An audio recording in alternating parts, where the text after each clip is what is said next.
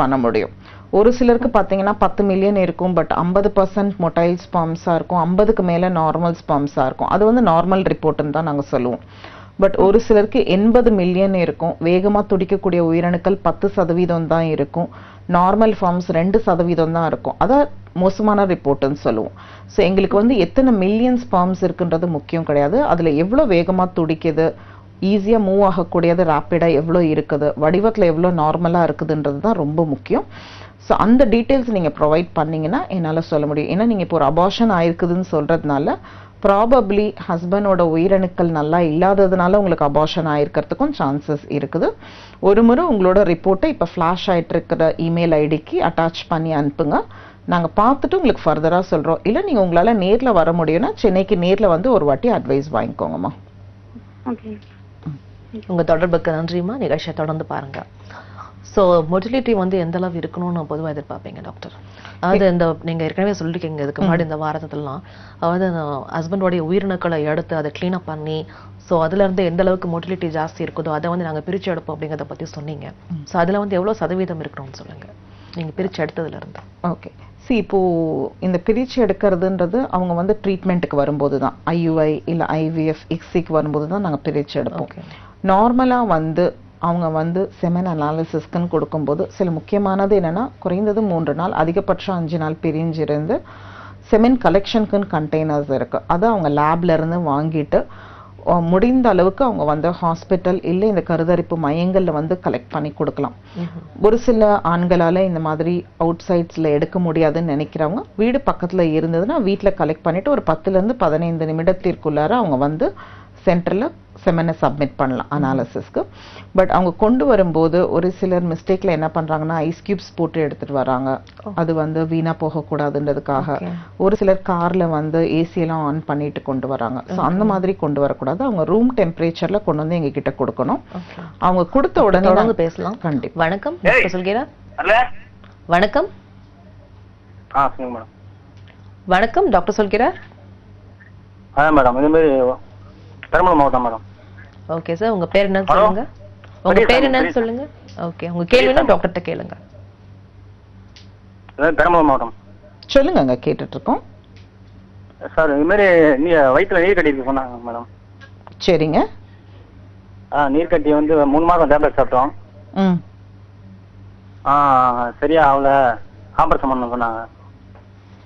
சரிங்க. சரியா நீர் கட்டி சரியா ஆகல. சரி, தலை குளிக்கிறது மாசம் மாசம் கரெக்டா தலை குளிக்கிறாங்களா? கரெக்டா குளிக்கிறாங்க மேடம். சரி, மாசம் கரெக்டா தலை குளிக்கிறாங்க, நீர் கட்டி இருக்குதுன்னா ஆப்ரேஷன் பண்ணணும்ன்றது அவசியம் கிடையாதுங்க. நீங்க சொல்றது வந்து இந்த பாலிசிஸ்டிக் ஓவரீஸ்ன்னு கொடுத்துருக்காங்களா ரிப்போர்ட்ல? ரிப்போர்ட்ல அது ஒன்றும் சொல்ல மாட்டாங்க. ஆபரேஷன் பண்ணி கிளம்பி வந்துட்டோம் மேடம், சென்னையில பார்த்துருந்தோம். சரி, நீங்க சொல்ற இந்த நீர்க்கட்டின்றது எனக்கு ரொம்ப தெளிவா எந்த நீர்க்கட்டி நீங்க சொன்னீங்கன்னா தான் என்னங்க சார். நீங்க உங்க டிவி வால்யூமை கம்மி பண்ணிட்டு பேசுங்க.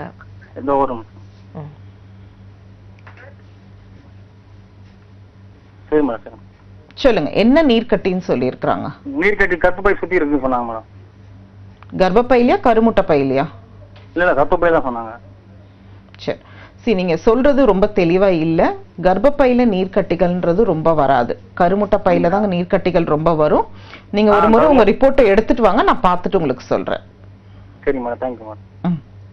உங்க தொடர்புக்கு நன்றி சார். உங்களுடைய குழப்பத்தை வந்து நீங்க தீர்த்துக்கணும்னா நேரா வந்து நீங்க டாக்டரை பார்த்தாதான் உங்களுக்கு குழப்பம் தீரும். இப்போ மெயினாக வந்து என்னென்னா பேஷண்ட்ஸை பொறுத்த வரைக்கும் அவங்களுக்கு உண்டான பிரச்சனைகள் என்ன அப்படின்றதே அவங்களுக்கு சரியாக தெளிவாக தெரிய மாட்டேங்குது.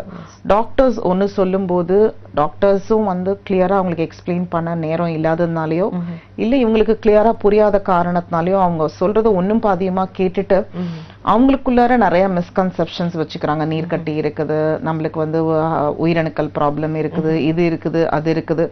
உண்மையாவே அவங்களுக்கு இருக்கக்கூடிய பிரச்சனை அவங்களுக்கு இருக்குதா இல்லையா, இதுக்கு உண்மையாவே சிகிச்சை தேவையா இல்லையா அப்படின்றதே தெளிவு இல்லாம ஒரு குழப்பத்துல இருக்கிறாங்க நிறைய பேஷண்ட்ஸ். ஸோ மெயினா வந்து நம்மளோட இந்த ப்ரோக்ராம் பாத்தீங்கன்னா அந்த மாதிரி பேஷண்ட்ஸ்க்கு நிறைய பெனிஃபிட்டா இருக்கும் அப்படின்னு நான் நம்புறேன். கண்டிப்பா டாக்டர். டாக்டர், இப்ப மெனோபாஸ் பத்தி நம்ம பேசிட்டோம், அதை பத்தி தொடர்ந்து சொல்லுங்க. ஓகே. இந்த மெனபாஸ்ன்றது பீரியட்ஸ் நின்றுட்டவங்க வந்து ட்ரீட்மெண்ட்டுக்குன்னு அப்ரோச் பண்றாங்க நிறைய ரீசன்ஸ்க்காக. ஒன்று நீங்க சொன்ன மாதிரி அவங்க குழந்தைய இழந்திருக்கலாம். ஸோ அந்த மாதிரி ஒரு நேரத்தில் வந்து அவங்களுக்கு ஒரு கரு வேணும் அப்படின்னு நினைக்கும் போது அவங்க கிட்ட கருமுட்டைகள் இருக்காது. ஸோ அப்படி இருக்கும்போது அவங்களோட குடும்பத்துல இருந்தே ஒருத்தர் அவங்களுக்கு டோனரா வரலாம். அவங்களுக்கு கூட பிறந்த சகோதரிகளோ யாரோ ஒருத்தர் அவங்களுக்கு எக் டொனேட் பண்ண விருப்பப்பட்டாங்கன்னா அவங்க ஹஸ்பண்டோட ஸ்பெர்ம்ஸ் நார்மலா இருந்ததுன்னா அதை வச்சு நம்ம எம்ப்ரியோ பண்ணி இவங்களுக்கு டிரான்ஸ்ஃபர் பண்ணலாம். டோனர்ஸ் இல்லாதவங்க அதுக்குன்னே பார்த்தீங்கன்னா நிறைய சென்டர்ஸ் ரெஜிஸ்டர்ட் பாடிஸ்ன்னு இருக்காங்க சென்னையில். இவங்க ஸ்ட்ரிக்டா வந்து டெல்லியோட ஐசிஎம்ஆர் கைட்லைன்ஸ்க்கு தகுந்தாப்புல இயங்கிட்டு வராங்க. அவங்களோட அட்ரஸ் நாங்கள் கொடுப்போம். அவங்க கிட்ட போய் டோனர்ஸ்க்கு அப்ரோச் பண்ணி டோனர்ஸ் கூட்டிட்டு வந்தாங்கன்னா கண்டிப்பா வந்து இவங்களுக்கு கருவை செலுத்தி நம்ம வந்து பிரெக்னென்ட் ஆக்க வைக்கிறதுக்கு சான்சஸ் அதிகம். ஸோ தீட்டு நின்றுடுச்சுதுன்னா அதுக்கப்புறம் இவங்க வந்து கன்சீவ் ஆக முடியாதுன்றது கிடையாது. பட் என்னன்னா கொஞ்சம் மாறுபட்ட ட்ரீட்மெண்ட் தேவைப்படும். அதுக்கு அவங்க கொஞ்சம் பொறுமையா இருக்கணும். பொறுமை இருந்ததுன்னா கண்டிப்பா வந்து கர்ப்பம்ன்றது கண்டிப்பா முக்காவாசி பேஷண்ட்ஸ்க்கு நம்ம கொடுக்க முடியும். அதுல ஒன்றும் பிரச்சனை இருக்காது.